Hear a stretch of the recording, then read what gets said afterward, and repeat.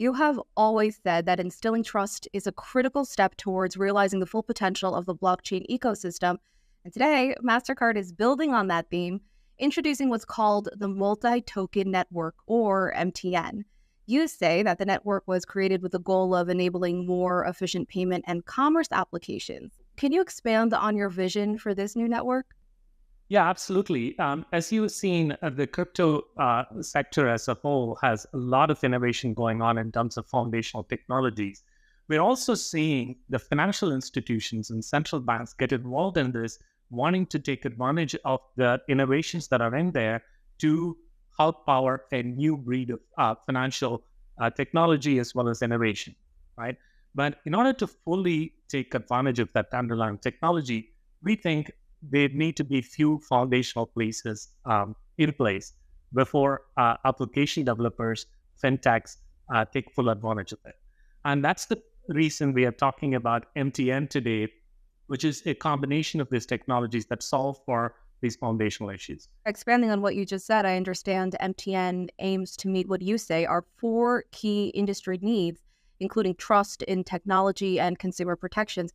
Can you take us through what you call the pillars of trust and explain how MTN incorporates these pillars? Yeah, absolutely. The first one, really for financial institutions or any the fintechs and businesses to develop applications, is really knowing who you're developing for, the identity. Knowing who the person is on the other side of the transaction is such a foundational thing for formal financial applications. We think that should be the number one building block that is needed. So we took the first step on that by launching the Mastercard Crypto Credential earlier this year, where people are starting to use it for powering cross-border transactions. And that kind of identity mechanism that is purpose-bound to the kind of transaction and the interaction that you need to have is key to building any successful application. The second piece of this is really what is the currency, what is the payment token that's going to power these transactions and applications. Now, we think the financial institutions are handling all of the deposits for consumers and businesses. And today, that hasn't gotten the power of programmability and immutability and fast moment of value that the blockchain technologies offer. It hasn't benefited from that. We think bringing that tokenized forms of bank deposits to power this network will help applications to be developed that actually addresses all aspects of the economy, not just a smaller sector. Right? So that is the second piece. And the third piece, which you alluded to already, is the technology itself. People need to understand how that works and need to be able to trust the technology for it to work with other networks. If you provide a blockchain-based network, it needs to interact with the real world. It needs to provide transfers of value. Make sure that it can be trusted and scale. So that is another aspect. But none of this comes together without a common rule set that everyone can follow, where consumers and businesses are protected with the right set of protections. And because things do go wrong, we can't always automate everything away in algorithm. You need a common rule set so that when things go wrong or there is a fraud happens, there's an equitable way of resolving those disputes and getting a trusted way to build applications. We think all of this comes together to develop a new set of financial applications that benefit all of this. The trust in identity, trust in the currency format, trust in the technology, trust in the right set of rules for powering a new set of financial applications. So you're beginning to test this new network. So I'm wondering, where does MTN stand right now? I believe you're kicking off the beta version in Europe soon? Yeah, so a key to do this is to work with partners in developing the right set of use cases. So we're making these capabilities available in the form of a beta network in UK first, and we're inviting financial institutions, fintechs, and crypto fintechs to help build a set of financial applications on top of this. We're launching an innovation sprint over the summer, which we hope we will bring in these capabilities out in the form of use cases. Ultimately, some of these will go on to be live in parts of the world. The first phase of the applications will be powered by tokenized bank deposits. How will that work exactly? Yeah, so that's a great example. As I was talking about before, financial institutions already have regulated money, and there are trillions of dollars in the bank's balance sheet that are deposited by consumers and businesses. That's what powers that economy around the world today. Uh, Trade finance applications, payments for goods and services, cross-border transfers, all of them, vast majority of them originate from that. They cannot use the blockchain technology today. By bringing the tokenized form of the bank deposits in a programmable format, we are making it available for people to build a new set of applications. So that we think is a critical building block necessary. So we're starting with that currency for our beta version of the network. So last time we spoke was in April at one of the biggest crypto conferences in the world, Consensus 2023. That's where you revealed what's called Mastercard Crypto Credential, which you brought up today earlier in this conversation. And Crypto Credential essentially established a set of standards and infrastructure that Mastercard believes will help authenticate interactions among consumers and businesses using blockchain networks. Now, here we are 2 months after you debuted Crypto Credential at Consensus. So I'm wondering, how is that service going so far, and what has it been able to achieve? That's right. We talked about the Crypto Credential at Consensus, and we launched it with a number of partners. They're hard at work in integrating that capability. We hope to get that cross-border transactions live soon. So that is the number one. Second, since then, we've used the capability in some of the work that we've been doing on the central bank digital currencies. In particular, Australia project, Australian Central Bank, Reserve Bank of Australia, wanted to bring their central bank digital currency to the public blockchain to pay for an NFT. So that requires you to KYC the person, identify the person, interact with that wallet using our technology, Crypto Credential technology. So we've been using that, and we're continuing to use it in other projects, including the MTN that we announced today. It is the key building block that will power the identity side of the MTN. So what's your goal with all these new projects in the digital asset space? Do you think there's perhaps a race to create a global blockchain network, especially as it pertains to payment systems?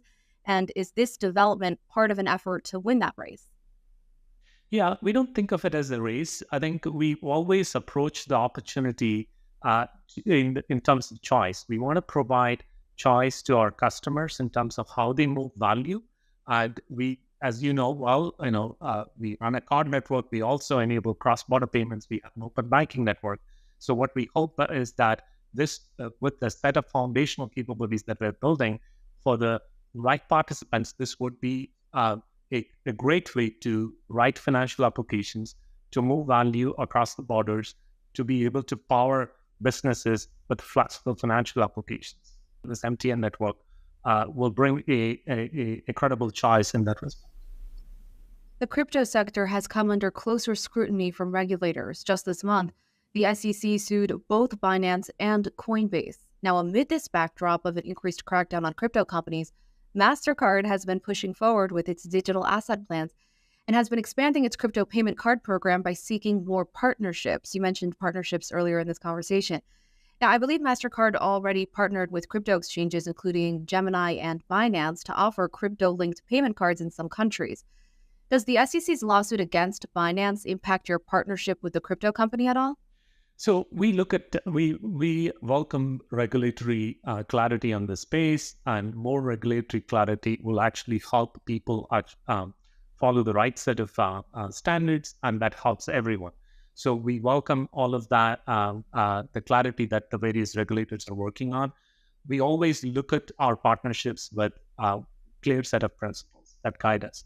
One is to make sure that the consumer protections come front and center. So as we continue to look at all partnerships, that's what we will use to guide our decision making in this respect.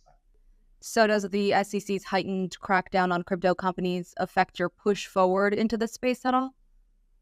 So today's announcement is a great example. We think that the underlying crypto technology really has potential for the formal financial sector the regulated financial institutions that are out there that can truly use the underlying power of the technology to create a new set of applications. And that's what we're focused on, making sure that the technology is available broadly with the right set of protections so that we can actually develop regulated financial applications in a safe and highly trusted way. So you just mentioned protections. What steps are you taking to ensure users of Mastercard's network are safe and secure, especially following the failures of last year, including the collapse of FTX, which led to an erosion of trust in the industry? Yeah, so this is, I would like to kind of talk about this in two different ways, right? One is that crypto as an investment instrument that people are using and the industry that is supporting it, that is one side of it. What we are focused on with this announcement today is that the underlying technology, the ability to create digital assets in the form of programmable payments and to power the programmable payments, ability to bring the regulated deposits into the technology. This is set up as a private blockchain network. It uses the underlying technology, but it has the right elements of safety, like I talked about in the identity, common set of rules, and make sure that it interoperates well with the rest of the networks so that it can power formal financial applications. So that's what this is focused on. What other steps are you taking to ensure safety? I understand that you invested in crypto analytics technology, I read, and you go through a number of compliance checks. This was even before this new network was introduced. Is that accurate? That is accurate. So we bought a company called CipherTrace, which powers our crypto secure product. So for people who need to interact with the public blockchains, whether institutions or individuals, they need to know who's on the other side of that. And the analytic capability that we have provides transparency to it. It gives you the scores, it gives you the transaction scores, it gives you the wallet scores to identify what's happening on the other side so that you can make better decisions. That analytic products is our efforts, part of our efforts to make the space more secure. What do you make of the confidence in crypto coming from Wall Street, with several financial incumbents moving into the space? Recently, BlackRock filed for a spot Bitcoin ETF, opening the door for other financial institutions like WisdomTree and Invesco to follow. All of this signaling that these institutions see a place for crypto in the future of finance or their businesses. What do these moves from major financial institutions signal to you? Yeah, and we've seen others, right? So we've seen a number of financial institutions around the world wanting to launch, either work on the tokenized form of the deposits, wanting to launch stable coins in some cases, and even governments getting involved in coming out with central bank digital currencies. All of this, I think, proves the point that I was making earlier, that the underlying technology is interesting and it can be used to power a new set of financial applications. That's what all of these activity that we are seeing, I think, is signaling. Are you able to disclose what else Mastercard is working on in the digital asset and blockchain spaces? What else are you focused on right now? Is there anything else you can reveal here on Crypto World?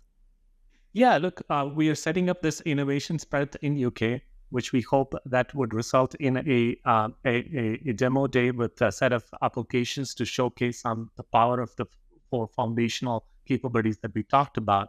And we have a robust roadmap upcoming in adding new features to it, and we're looking at new markets over time.